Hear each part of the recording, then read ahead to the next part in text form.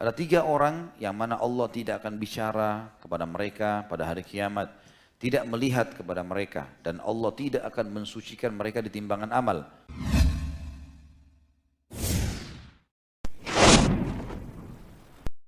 Bismillahirrahmanirrahim.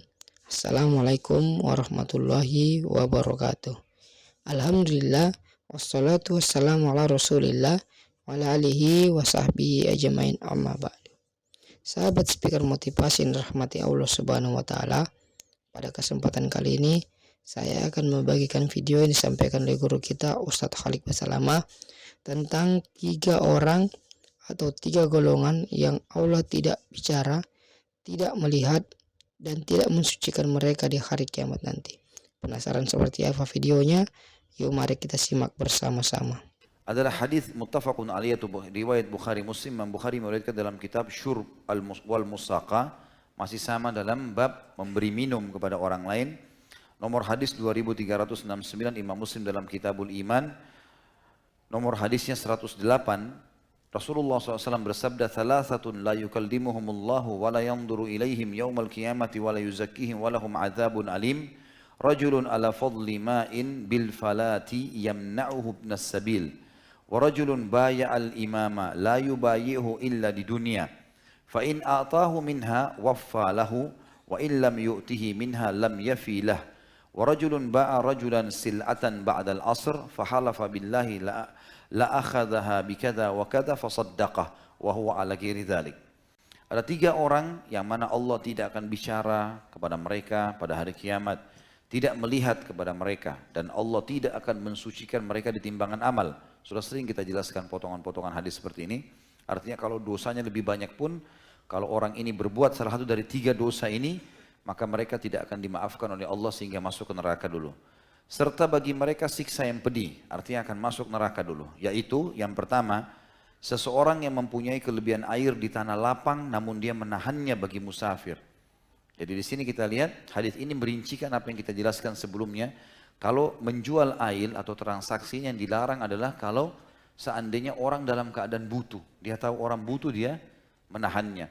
Ini pernah terjadi di zaman Nabi SAW, seorang Yahudi yang sengaja pada saat musim kemarau dia menjual air mahal kepada muslimin secara khusus, gitu kan. Maka Nabi SAW mengatakan siapa yang membeli sumur itu, dia akan masuk surga. Maka Utsman bin Affan pun membeli sumur tersebut dan diwakafkan untuk muslimin. Dan sudah pernah saya ceritakan kisahnya bagaimana sumur itu sampai hari ini masih ada airnya. Jadi di sini dimaksud adalah menahan air bagi musafir, sengaja tidak memberikan air. Sebaliknya berarti pemahamannya adalah kalau orang memberikan air, pahalanya besar. Yang kedua, seseorang yang membaiat seorang pemimpin, maksudnya dia setuju, presidennya, rajahnya, khalifahnya, namun dia tidak membaiatnya melainkan karena urusan dunia saja, bukan karena perintah agama. Ya kebetulan jadi presiden, sudahlah, seperti itu. Ini nggak boleh terjadi pada seorang muslim. Memang dia tahu kalau pemimpin harus ada dalam Islam, dan karena Allah yang suruh maka dia harus lakukan. Dan saya sarankan teman-teman sekalian di majelis kita ini, bagi orang-orang yang ikut di majelis saya tentunya, saya menasihatin saja. Dan ini lebih baik kita lakukan. Jangan mudah menghina pemimpin, teman-teman sekalian. Tidak boleh. Menghina fisiknya, menghina apalah, menghina jalur nasabnya. Tidak boleh ini teman-teman sekalian.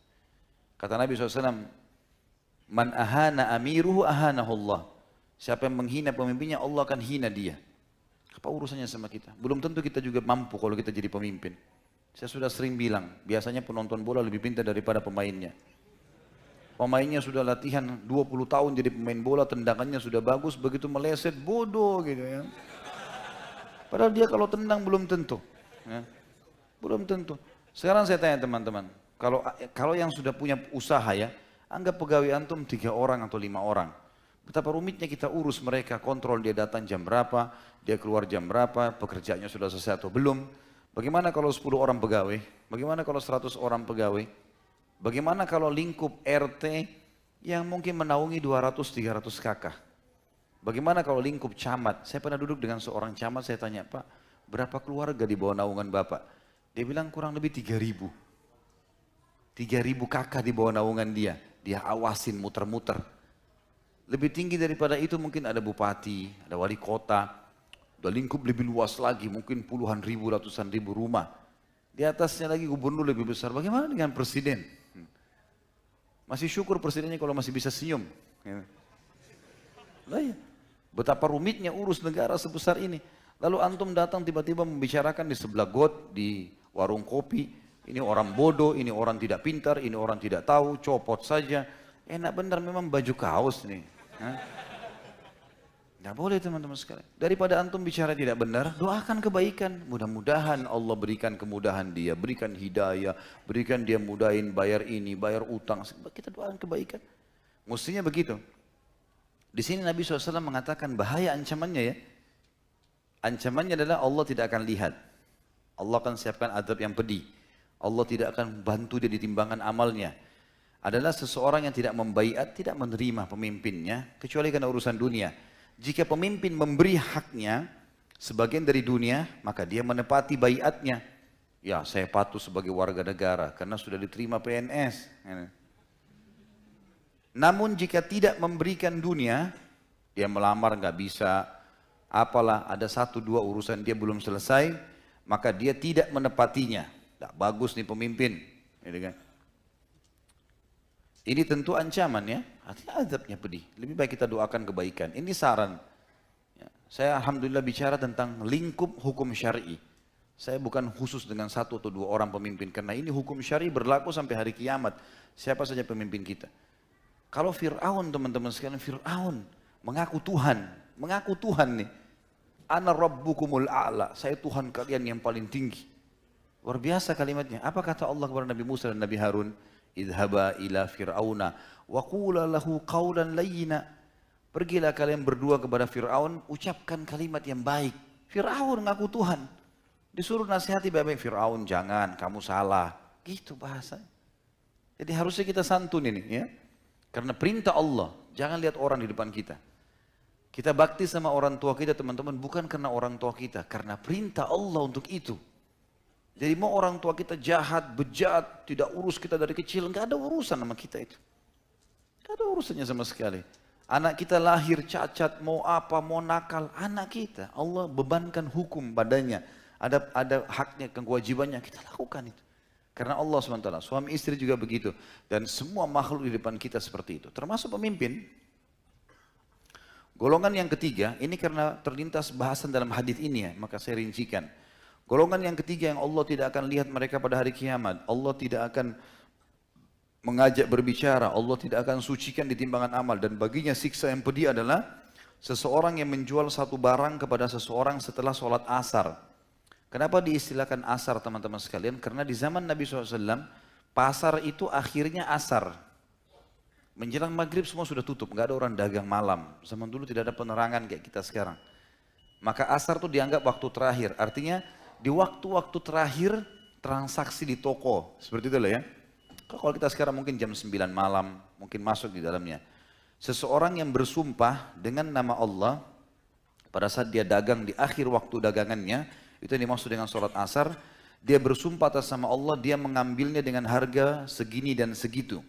Lalu dia membenarkannya. Jadi misalnya, seseorang, na'udzubillah, bukan kita, datang kepada seorang pedagang, dia tahu tokonya orang ini sudah mau tutup, lalu dia bilang, saya beli barang di sini harganya sekian dan sekian kemarin atau bulan lalu, padahal dia bohong. Supaya dia dapat harga murah dan dia tahu orang ini sudah buru-buru mau tutup tokonya. Maka si pemilik toko percaya, akan tetapi sebenarnya dia bohong. Hanya untuk mendapat barangnya orang. Oh di toko sebelah lebih murah tuh, padahal dia belum pernah ke toko sebelah. Saya dapatkan harganya begini, padahal dia tidak. Hanya untuk mendapatkan harga murah. Kalau kita memang mau cari betul harga yang berbeda, nanti ya saya belum bisa transaksi. Misal, itu bagus. Tapi ini tidak boleh. Alhamdulillah, jazakumullah khair Ustadz Khalid Basalamah. Nasihat yang sangat luar biasa teman-teman yang bisa kita ambil dari video ini. Yaitu yang pertama, yang Allah tidak akan melihat, berbicara dan mensucikan mereka di hari kiamat nanti, yaitu seseorang yang mempunyai air di tanah lapang tetapi sengaja menjualnya dengan harga yang mahal. Maksudnya di sini ketika di musim kemarau atau musim air sangat sulit, tetapi orang ini menjualnya dengan harga yang sangat mahal untuk meraup keuntungan. Yang kedua, membaiat seorang pemimpin karena urusan dunia.